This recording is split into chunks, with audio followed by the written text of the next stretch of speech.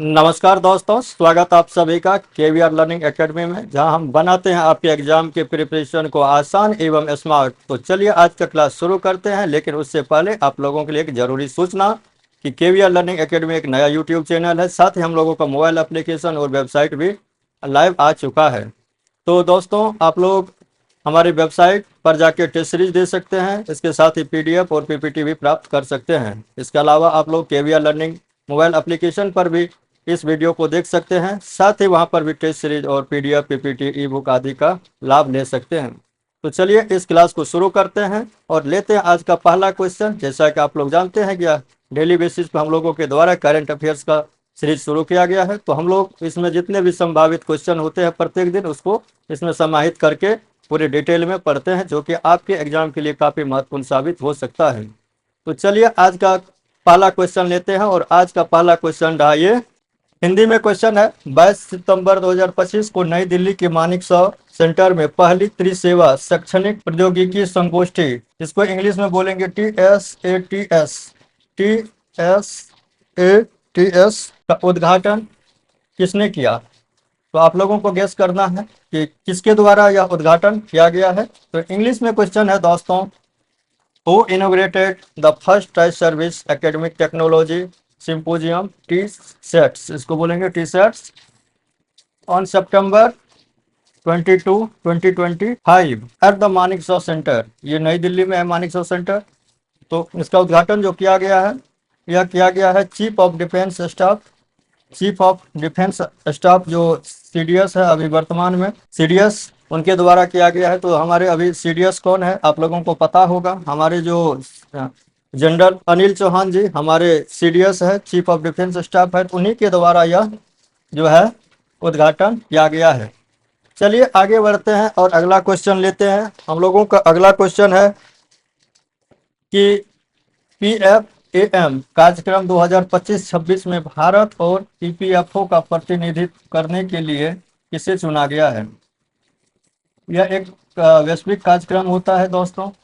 यह तो इसमें जो है भारत और EPFO के बारे में आप लोग जानते होंगे कि ये एम्प्लॉयमेंट प्रोविडेंट फंड ऑर्गेनाइजेशन है। तो जो कि भारत में ये पेंशन से रिलेटेड जो चीज़ें होती हैं उसको देखता है। तो इसी के लिए जो है इसका एक जो है कार्यक्रम होने वाला है। तो भारत और EPFO ये दोनों को प्रतिनिधित्व करेगा। तो इसका जो सही आंसर होगा वह आप लोग बताइए। तो इसका सही आंसर हो जाएगा, उससे पहले इंग्लिश में क्वेश्चन पढ़ देता हूँ कि who has been selected to represent India and EPFO, Bharat और EPFO employment provident fund organisation in the PFAM programme 2025-26। तो इसका जो सही आंसर होगा दोस्तों, option number D, Vivekananda Gupta. Vivekananda Gupta को इसके लिए चुना गया है। वहीं जो है भारत और EPFO का प्रतिनिधित्व इस कार्यक्रम में करेंगे। तो ये 25-26 का कार्यक्रम होने वाला है। चलिए आगे बढ़ते हैं और अगला क्वेश्चन लेते हैं। यह क्वेश्चन उतना महत्वपूर्ण नहीं है, फिर भी हम लोगों ने डिस्कस किया क्योंकि क्वेश्चन आजकल किसी भी तरह से पूछ लेता है। तो चलिए आगे बढ़ते हैं। जो भी महत्वपूर्ण क्वेश्चन होंगे वहाँ पे हम लोग उसको स्टार मार्क कर लेंगे, VVA कर लेंगे। यह क्वेश्चन जो है महत्वपूर्ण है, तो इसको आप लोग VVA में मार्क कर सकते हैं कि इस तरह के क्वेश्चन काफ़ी पूछे जाते हैं। तो हमारा जो ये क्वेश्चन है, 2025 के लिए प्रतिष्ठित लिविंग ब्रिज अवार्ड किसे प्रदान किया गया। क्वेश्चन इंग्लिश में है, who was awarded the prestigious living bridge award for 2025। तो आप लोगों ने क्वेश्चन को पढ़ लिया होगा और आंसर भी गेस कर दिया होगा। तो इसका जो सही आंसर होगा आप लोग बताइए। तो इसका सही आंसर हो जाएगा ऑप्शन नंबर बी, कीर स्टारमर। कीर स्टारमर ये कौन है आप लोगों को पता होगा, यह ब्रिटेन के प्रधानमंत्री है। तो लिविंग ब्रिज अवार्ड 2025 किसे प्रदान किया गया है, तो इसका सही आंसर हो जाएगा कीर स्टारमर को यह पुरस्कार दिया गया है। चलिए आगे बढ़ते हैं और अगला क्वेश्चन लेते हैं।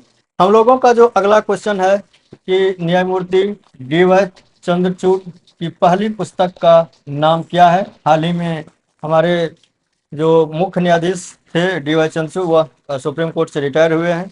अब यह अब जो है कुछ पुस्तक भी लेकर आए हैं। तो आप लोगों को बताना है इस पुस्तक का नाम, इस पुस्तक का क्या नाम है। तो आप लोग गेस कीजिए।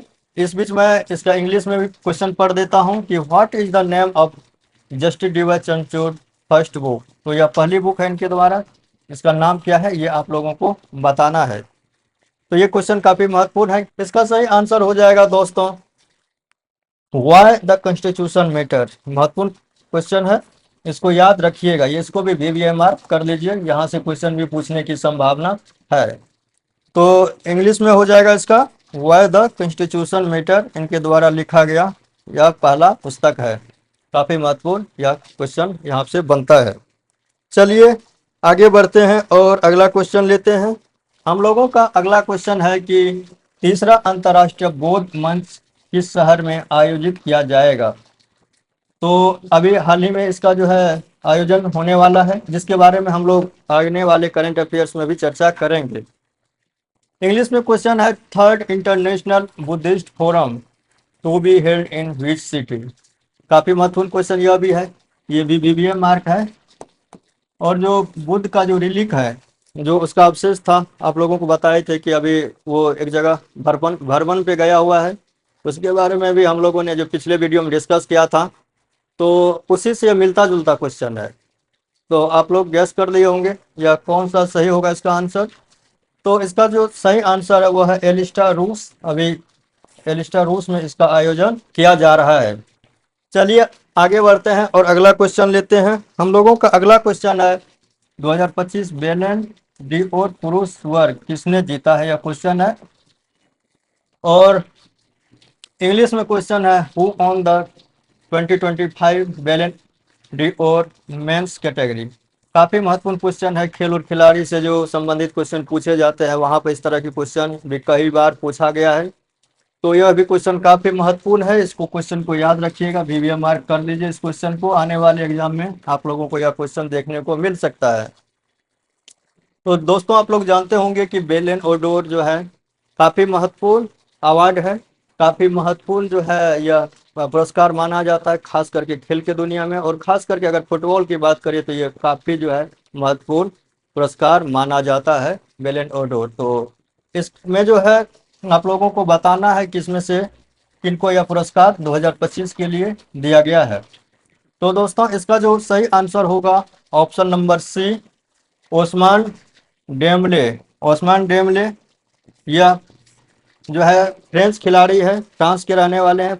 यह फ्रांस टीम और इसके अलावा जो क्लब में भी खेलते हैं, उन्हीं को यह पुरस्कार इस बार दिया गया है। तो नाम याद रखिएगा, 2025 बेलन डी और पुरुष वर्ग जो है ओस्मान डेम्बले को दिया गया है, जो कि फ्रांस के खिलाड़ी हैं। चलिए आगे बढ़ते हैं और अगला क्वेश्चन लेते हैं।